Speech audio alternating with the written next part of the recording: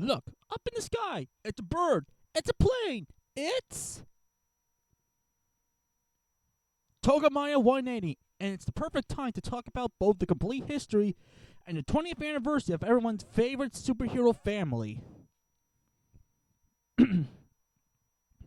Superheroes are some of the most recognizable people in the field of media, whether it be the works of DC, Marvel, or even independent works like the Teenage Mutant Ninja Turtles. However, none of them would ever compare to the Parr family, better known as The Incredibles, one of Pixar's most beloved franchises of all time, and we're going to talk about the complete history of these supers.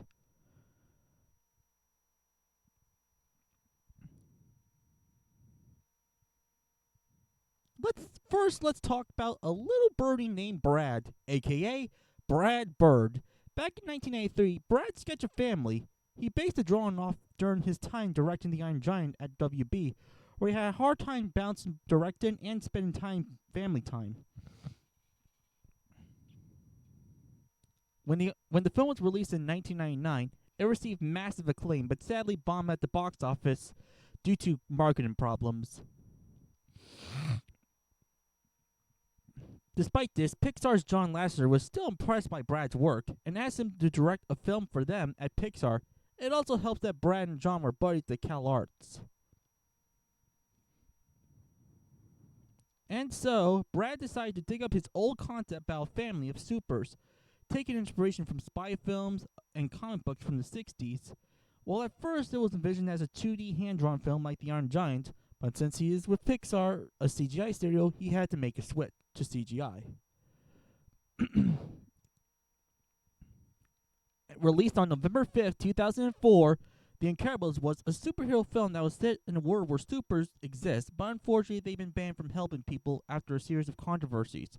One of which, Bob Parr, aka Mr. Incredible, is missing the glory days and is going through a midlife crisis. Suddenly, he gets assigned to stop some robots on a mysterious island, which is actually a trap planned by a former fan of his called Buddy Pine, aka Syndrome. So now Bob's family, Helen, aka Elastigirl, Dash, Violet, and Violet, must go out to save Bob and stop Syndrome from making the super ordinary. And The Incredibles was a very different compared to previous Pixar films, as it was their first PG-rated film. While past Pixar films had dark moments in them, they were usually light and colorful adventures. The Incredibles, on the other hand, was much more darker and mature, with more uses of violence, a massive body count, mild swearing, and features themes like midlife crisis, affairs, corrupt CEOs, etc. Definitely not your typical Pixar or animated film in general. Despite this, the film still has the same Pixar heart and humor as we know, with the film's message of family and friends. The film was also another technical marvel at Pixar, not through any effects like hair or water, but mainly in the designs of the characters, as Brad brought in many of his buds from The Iron Giant to work on the film.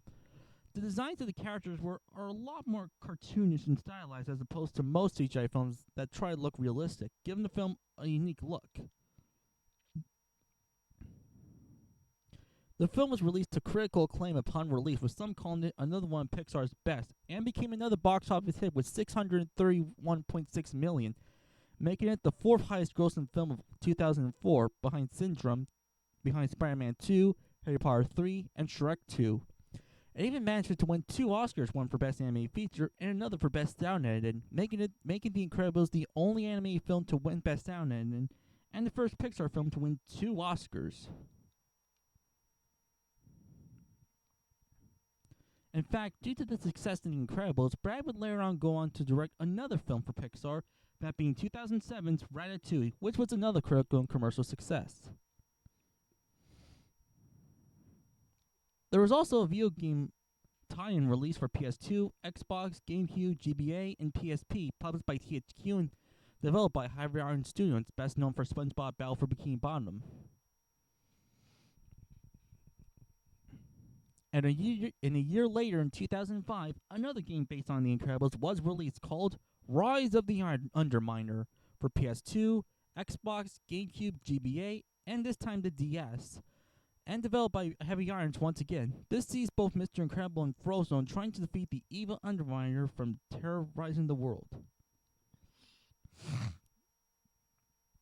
And Nimona herself would even appear alongside Pierce Brosnan at the 77th Oscars for Best Costume Design.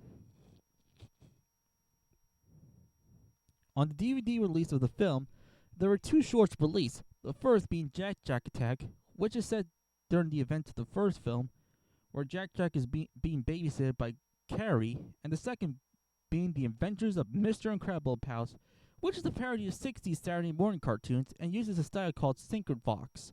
It also features commentary from Mr. Incredible and Frozone themselves to learn some tongue-in-cheek, self-aware humor. In 2009, Boom Studios published a series of comics based on The Incredibles. The comic features tons of new characters, including a new folk called Zarek.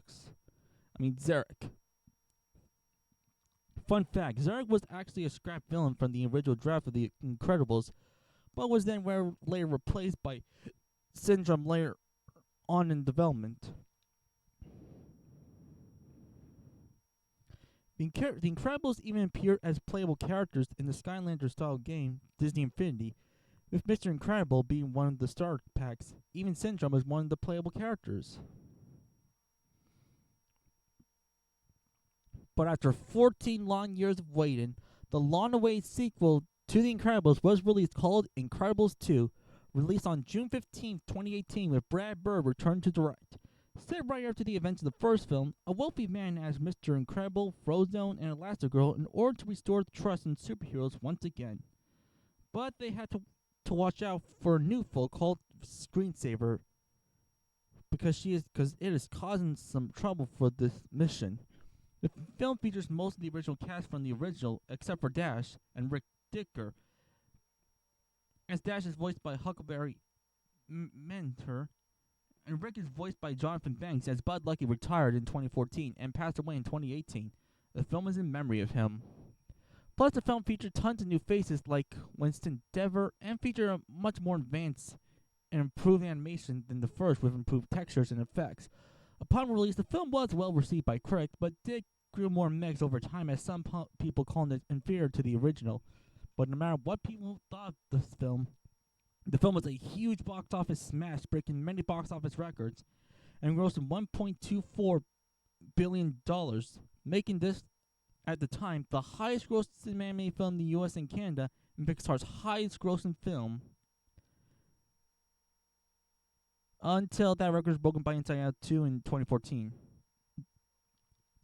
Also during that time, Lego sets based on The Incredibles, as well as a Lego video game based on The Incredibles and Incredibles 2 was released for Xbox One, Nintendo Switch, PS4, and Windows, developed by Traveler's Tales, making this the first Pixar game since Finding Nemo to be developed by them in 2003. It also featured many Pixar characters like Woody, Dory, and even Flick as playable characters. Also, like before, there was a short released on home media released called Auntie Edna, which sees Edna taking care of Jack Jack. By the second film's release was the Incredicoaster at Disneyland Pixar Pier. The ride is basically a remodeling of California Screaming in 2001, but Incredible themed, and featured anime segments during waiting lines with the cast of the movie. In 2021, on Disney Plus, there were 2 Incredible shorts. The first being Chore Day, which sees the family doing chores. The second being Cookie Num Num, which is about getting a cookie. Back on Lego Incredibles, Pixar and Lego teamed up to create Bricktoons, which features many of their characters, one of which is The Incredibles in the short Pizza Night, which features many of the original cast from the films, and even brought back Syndrome, voiced by Jason Lee. To conclude, The Incredibles is not only one of the most beloved animated movies of all time, but also one of the best superhero movies ever, as the film manages to help jumpstart the career of Brad Bird and help Pixar in creating more smash hits. With a third film coming soon, I say that we be seeing many more adventures of The Incredibles. Join us next time as we get our magic hats and go, Happy Birthday! Don't forget to like, subscribe, and comment, and I'll see you all next time.